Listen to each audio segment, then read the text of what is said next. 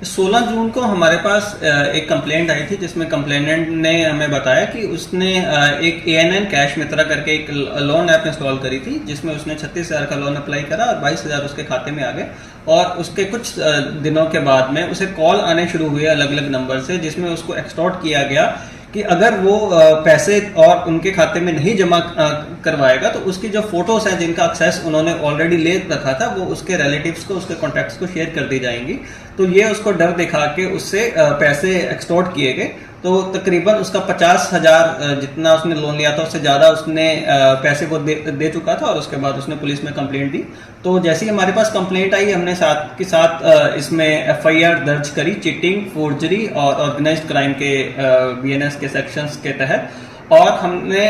Investigation के दौरान जिस नंबर से उसको कॉल आ रही थी उस नंबर का हमने टेक्निकल एनालिसिस करते हुए हमारी अलग अलग टीम्स इसमें दिल्ली, बॉम्बे,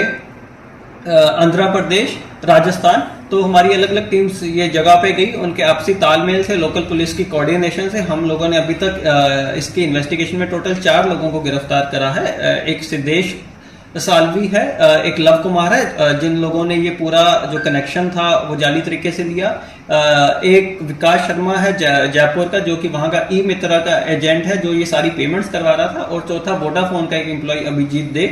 जिसने ये सारा इन आरोपियों की पूरी मदद करी कि जाली तरीके से ये पूरा ये कनेक्शन ले पाए।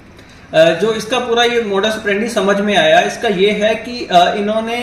इसको टेक्निकल भाषा में सिप ट्रंक कनेक्शन बोलते हैं। इसको लेमैन में हम ये समझ सकते हैं कि ये एक इंटरनेट के ऊपर फोन लाइन है जिसमें एक ही टाइम पे हजारों में कॉल्स करी जा सकती हैं ऑटोमेटिकली। तो इन लोगों ने ये कनेक्शन एक बड़े कॉर्पोरेट्स के लिए होता है, कॉल सेंटर्स के लिए होता है, बट इन लोगों ने यहाँ पे जो लव गुप्ता है जो तुषार के नाम से ऑपरेट कर रहा था उसने जाली